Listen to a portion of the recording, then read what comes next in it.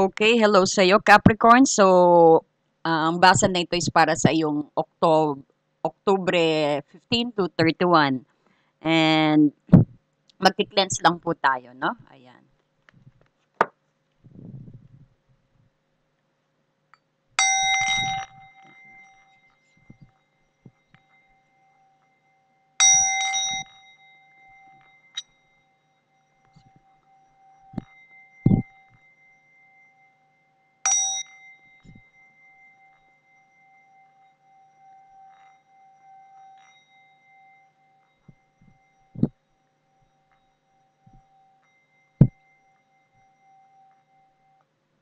Ayan. So, I cleanse your space also, Nak, no? So, para magkaroon kayo ng kaliwanagan sa ating babasahin, no? Ah, ito ang magandang zodiac signs, no? Hindi natatakot sa mga hamon, no? Because ah, ang Capricorn is kahit ano pa yan, no? Go ka, no? Kasi ikaw yung ano actually, no? Capricorn, ikaw yung last earth sign ng zodiac. So ang mga Capricorn are very unique sa kanilang spirit, no? They are very powerful. So in fairness, no? Because I've worked thousands clients over 3 decades, no? So as a professional tarot reader and life coach, I can confirm talaga na there's something na make the Capricorn extremely special, no, and very unique. So siguro it's their fearless ambition, no? Wala silang takot, especially sa mga challenge hamon. Wala, no mas sa inyo yan, no, Capricorn. Kahit ano pa yan, hindi kayo natatakot sa mga negative comments sa inyo, wala kayong pakialam, no? Baga, mga negative na malaman nyo, it's okay sa inyo, hinaharap ninyo, no? Ah, So, titingnan pa natin. Pero ngayon, titignan natin kung anong masasabi. Titingnan ko muna ang iyong energy, and then ang iyong person, and then pati ang pamilya mo, ang iyong neighbor, kung anong masasabi sa iyo, Capricorn, no? Um, Gawin na po natin, no? Okay, para po ito kay Capricorn sa kanyang Oktubre 15 to 31.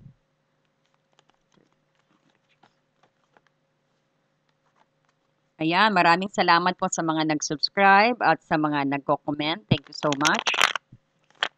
At sa mga hindi pa po nagsusubscribe, join na po. You could write some feedback po, no? Kung ano pong gusto nyo para makapag-subscribe kayo. Ayan. So, titignan muna natin ang yung energy na and then ang kung anong masasabi ng persons mo, no? At ng iyong pamilya at ng iyong neighbor. So, tingnan natin. Okay, thank you, Father. Ano pong energy?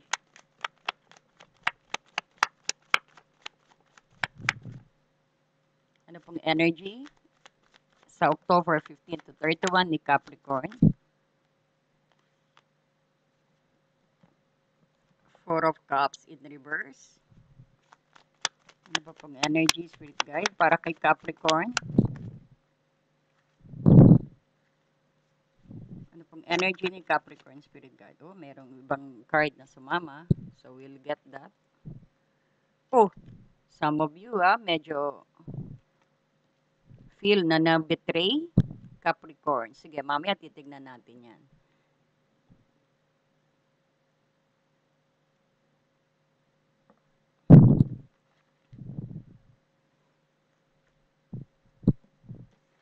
Okay, ano naman po masasabi ng kanyang pamilya, spirit guide? Ano naman po masasabi ng kanyang pamilya? Ano naman po masasabi sa kanya ng kanyang pamilya, spirit guide? Ano po masasabi ng kanyang pamilya? Oh, they find you quiet, ha? Hoy, oo, kaya pala broken heart ka. Tignan mo connected. Alam nilang nangyayari sa'yo, Ace of Cups in reverse. Something going on daw sa problem mo at aware ang iyong pamilya na. No? Ano pa po? About naman po sa kanyang neighbor, spirit guide, sa kanyang neighbor. Kung may makita tayong zodiac sign. Para kay Capricorn, let's see. Sama-sama siya pero may mga ibig sabihin yan. Ayun, maybe you're dealing with Taurus, Capricorn, Virgo, Capricorn, same sign. Or sabihin natin, broken heart ka because of your, sa isang kapitbahay na ano. So, tingnan natin yan mamaya. Ano pa po, Spirit Guide?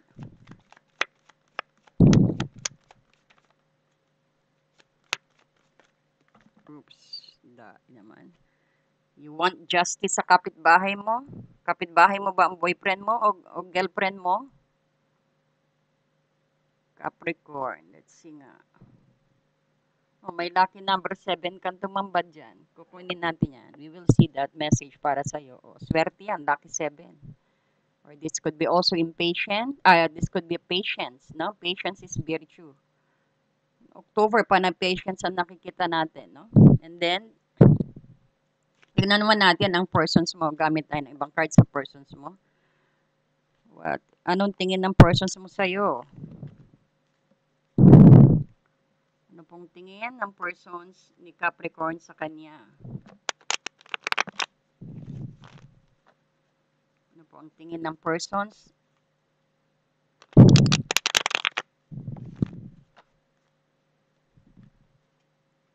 Ni Capricorn sa kanya? Kunin na nga natin. Na-overwhelm ka raw. Okay, Spirit Guide. Ano po ang tingin ng persons?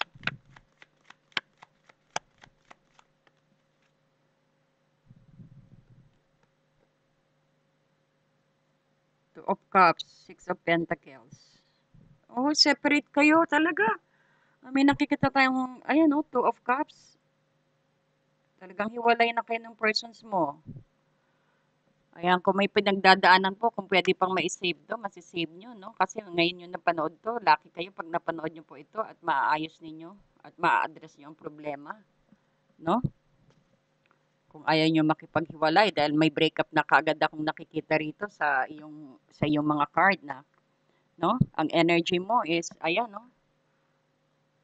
Four of Cups in reverse. And you need to listen to the Hierophant dito. Some of you, parang itong planning to married wedding din to, ang Hierophant, no? Or gusto mo na magpakasal, pero you've been being broken-hearted dito sa energy mo. No?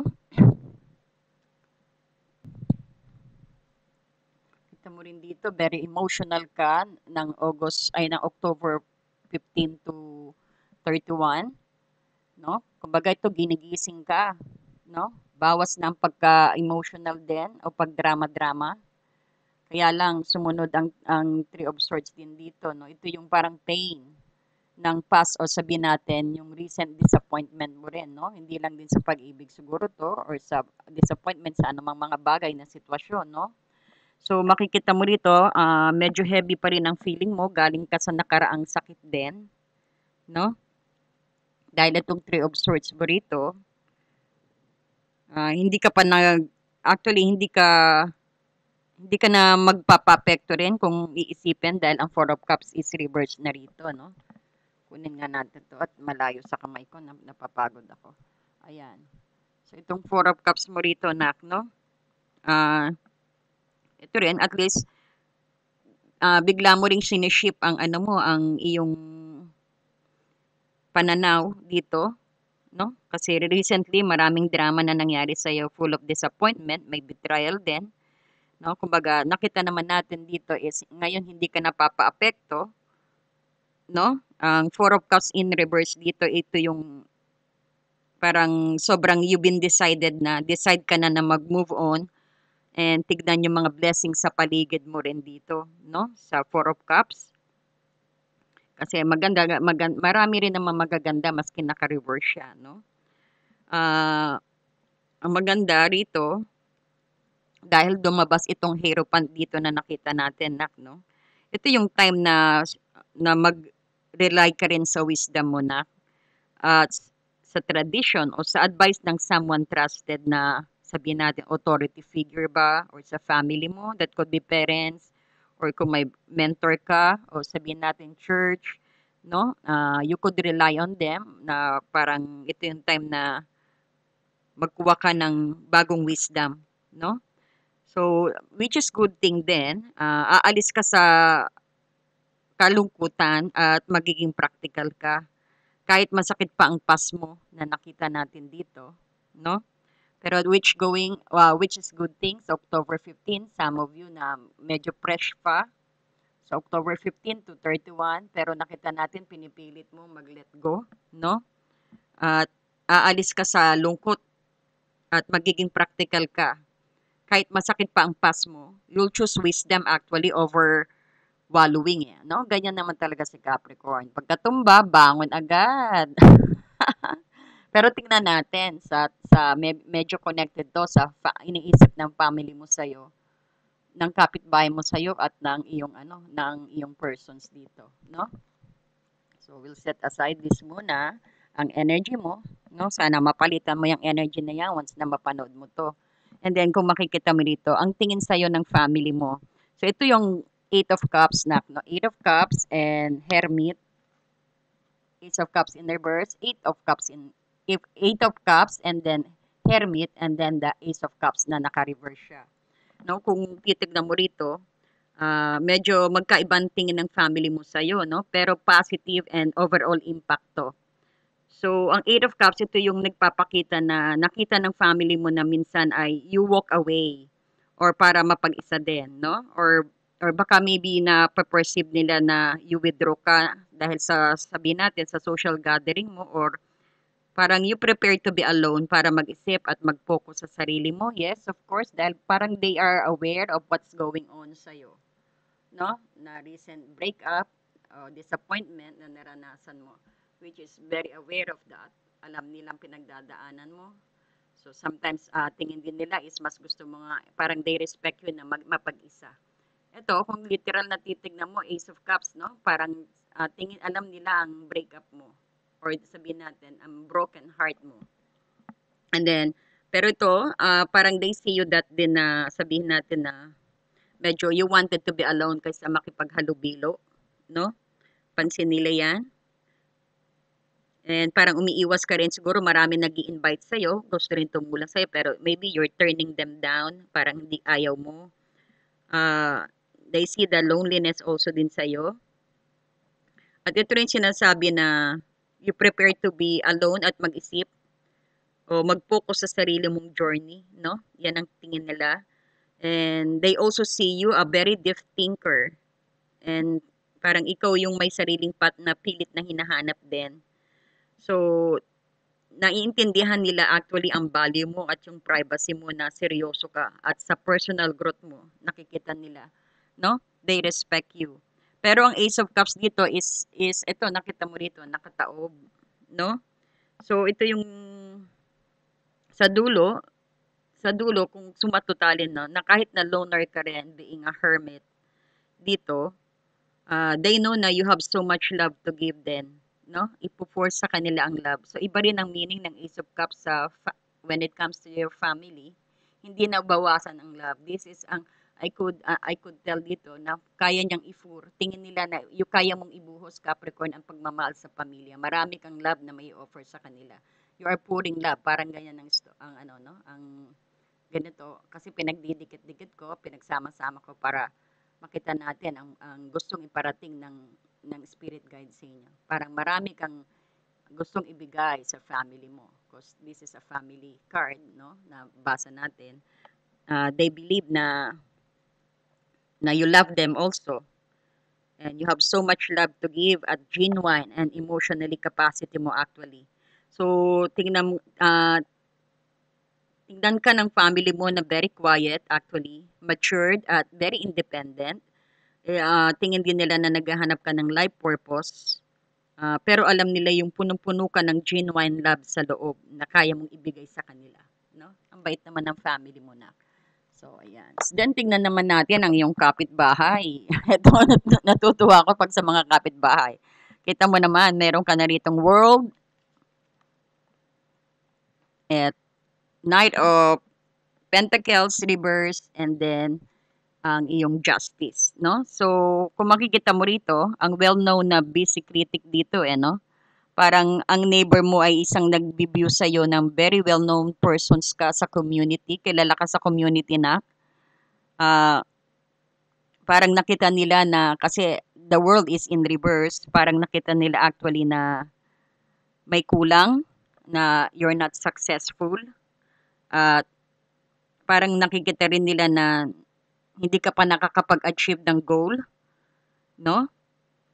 At sabihin din natin, sumunod itong Knight of Pentacles din dito na nakita din nila medyo mabagal kang kumilos, or sabihin natin, ah, nag-iiba rin yung ihip ng hangin kasi sometimes maganda tingin nila, sometimes hindi maganda tingin nila, no? Siguro pag bibigyan mo ng hatiran mo ng pagkain, maganda tingin sa'yo, no? So, parang nakita natin dito nag-iiba yung ihip ng hangin, no? So, parang nakikita ka nilang very slow, stuck, at masyado kang focus siguro tingin nila sa material things, no? O nakikita din nila na medyo tamad ka mag-respond sa mga simple tasks, or sabihin natin request nila. So, like yung mag-back up sa minor things, no? Yan ang tingin nila din sa'yo. And then, kita mo may justice in reverse ka. So, ito yung parang nagpapakita na they view you as someone na masyadong by the book ka, or mahilig kang mag-judge din, no? They know that sa'yo na parang ganyan ang energy mo. At maaring nakikita din nila na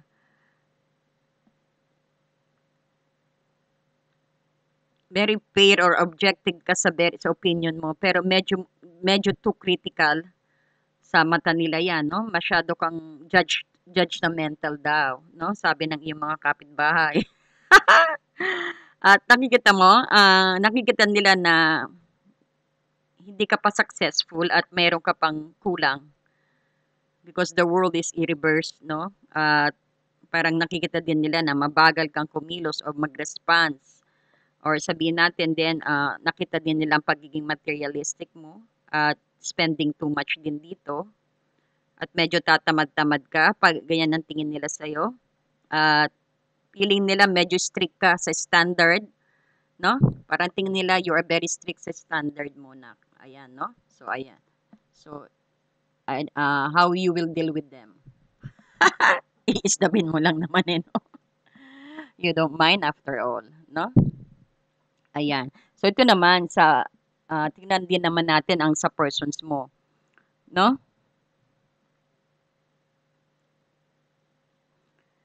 Ah, ang tingin ng persons mo, nakita mo rito, meron kang Seven of Cups, Two of Cups, and Six of Pentacles. Na-overwhelmed ka right na, parang tingin niya sa'yo. Ito rin yung sabi natin, ito rin yung sa mga target persons nyo, no? Pwede rin to sa single, separated, divorce, or just separated din, or sabihin natin sa relasyon din, no? So, ang tingin ng persons ninyo, persons on your mind, na actually Seven of Pentacles, Seven of Cups dito, medyo hindi makapag-focus at sabihin din natin, ito yung medyo na-overwhelm ka sa choices. And parang ang persons mo alam na marami ka ring potential, no? You got lots of, and at the same time, na-overwhelm ka, parang hindi mo alam kung anong desisyon ang gagawin mo. So, that leads maybe sa Two of Cups na reverse na sabihin natin, separations, and this could be also Six of Pentacles, no? Pero ang tanong natin is anong tingin niya sa no? Ito yung simula, means nakita kanilang maraming option. Ito yung simula siguro ng disappointment and heartbreak mo rito, no? Or sabihin din natin na marami kang options or parang dreamy ka, no? Marami ka ring in-offer at nakakalito na parang nalilito siya. Kasi parang iba-ibang paset ng ano mo eh, ng personality mo, no? He or she actually is confused. Babae man siya o lalaki siya, kung babae siya o lalaki din, no?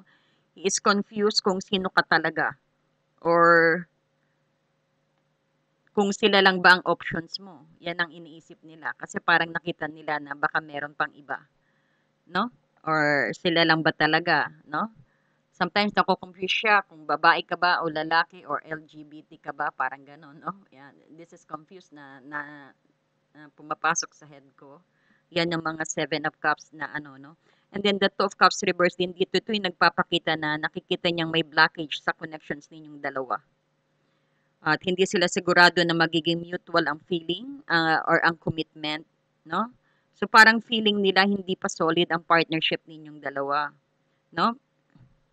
Pero ang good news dito ay may Six of Pentacles ka. Sa huli, nakikita kanilang very generous, very fair ka at very supportive ka actually, no?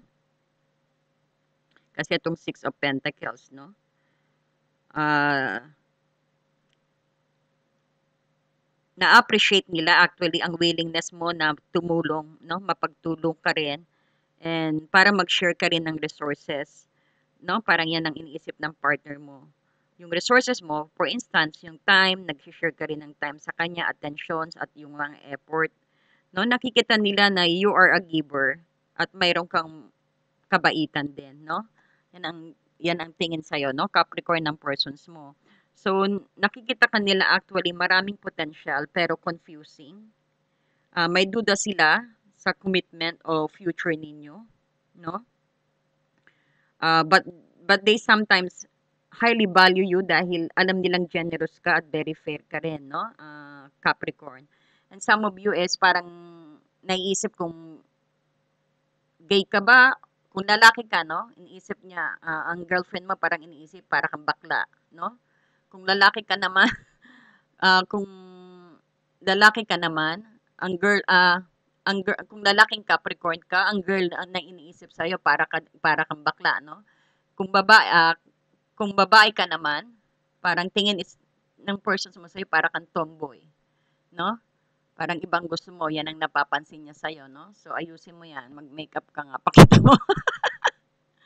Nakukuha niyo po ba? Parang tingin niya ano bang status mo, no? Parang ganon. Ayan. Okay. So, bibigyan kita ng Archangel guidance, no? So, tignan natin. So, good luck sa iyong, no, pagtapo ng iyong nakaraan, no? Which is, I think, na magiging successful ka. And tignan mo naman ang supported ka ng family mo. They respect you to what's been going on to you. At sa kapitbahay mo, no? Kumbaga, least ano naman sila kasi you don't mind at all. Pero at least try to ah, pakita mo, no? Na mali sila sa iniisip sa'yo. Okay, and then dito, so nakita natin ang confusion sa'yo ng iyong persons, no? Ayan, sa patunayan mo nga, no? Kung Capricorn na lalaki ka, buntisin mo nga. Biro lang ha. Ayan, nagbibiro lang po ako ha. Ayan. Kung babae ka naman, kung babaeng Capricorn ka, pinaghinalaan kang tomboy, ha?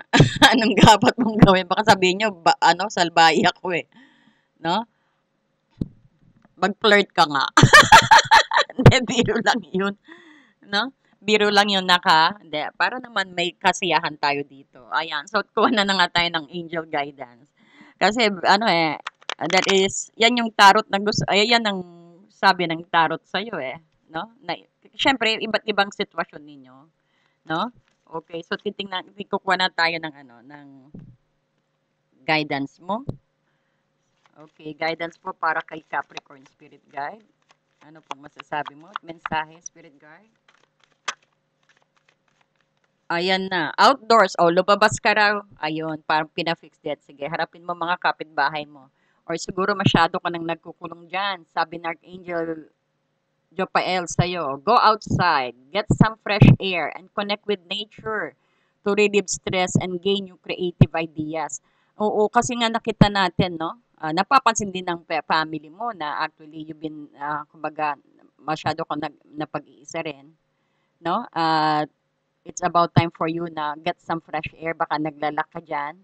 Although na maganda ang dating dito na you're trying your best, pero hindi ka naman nag-get out, no? Parang buksan mo mga kurtina mo, no? Lumabas ka ng konti, ayan, ispoil din mo sarili mo.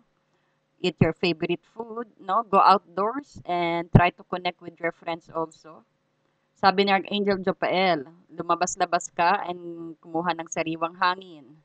At try to connect with nature, mag-recharge ka, no? Pwede kang maglakad ng nakapaa, pwede kang magtampisaw sa dagat kung nakatira ka sa malapit sa dagat. Or habang naliligo ka, maglagay ka ng balde, no? Magtampisaw ka, magbalde na may tubig, no? Magtampisaw mo yung paa mo, yan, marere-refresh ka, no? At madaling makatulong yan actually na tanggalin ang stress mo at yung mga iniisip mo, marerefresh ka. Siyempre, maligo bago lumabas, no? At makikita rin natin ay magkakaroon ka ng new ideas, no? At you will gain new clarity at ma-enlighten ka. At sa mga puno, lagi ko sinasabi pag may puno, no? Parang magre-recharge lang kayo, anong hawak-hawakin nyo, kausap-usapin nyo. Kung may halaman naman kayo yan, kausap-usapin nyo, hawak-hawakan nyo ang leaves, linis-linisan nyo. Ayan yung kamay nyo, i-ano nyo, kung may malaki kayong puno, i-tap nyo doon sa stem, no? Ayan. Tapos mag-pray kayo kung ano mang intentions ang gusto nyong ah, ang gusto nyong gawin sa inyo ng universe.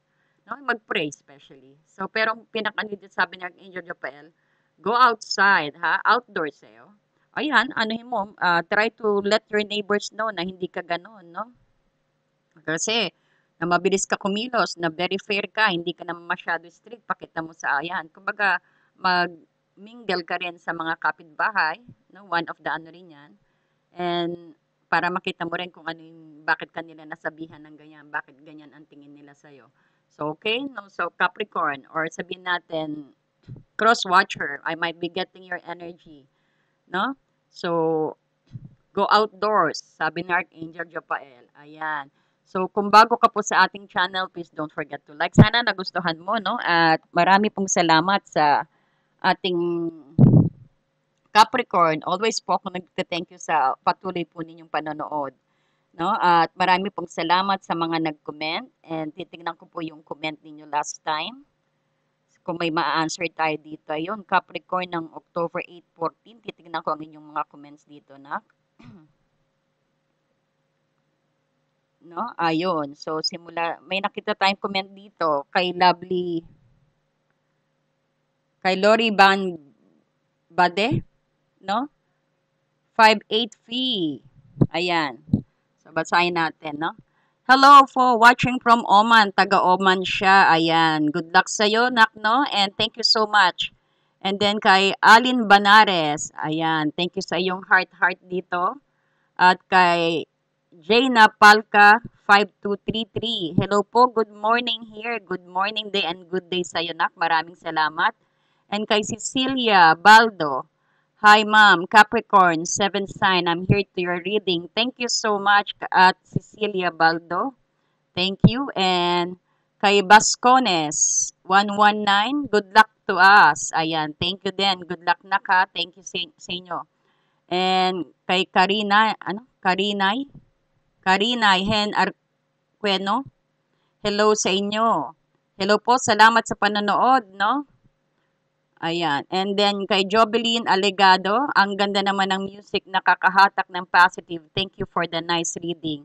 Po, God bless you always po. I claim it. Amen. Ayan. God bless you too. Salamat sa inyong mga feedback. Jobeline, thank you sa iyong feedback.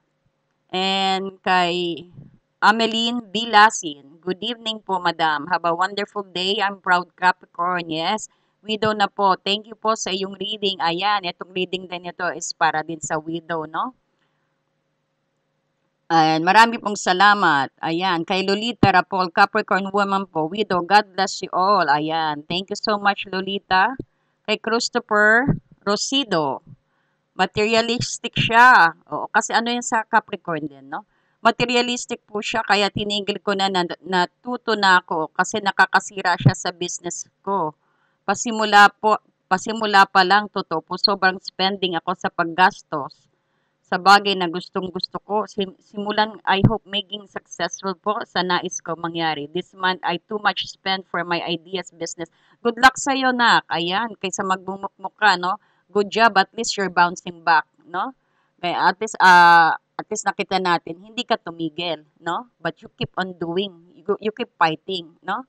Ang masama, pwede ka mag-post ng konti o pwede ka maglaylo ng konti, pero wag kang titigil. Okay, Christopher? Kay Bilma Jamig, good PM po, Madam. I'm Capricorn. Hello sa'yo. Maraming salamat, Bilma Jamig. And then kay Melanie 3941. Capricorn here po. Thanks for reading. Marami rin salamat. Kay Loben Bade, Cancerian here. Ayun, cross-watcher ka, no? Loben Bade. Andito ako para sa partner ko. Ayan, sige. Thank you so much, cross-watcher. Ayan, kay John Mark Borja.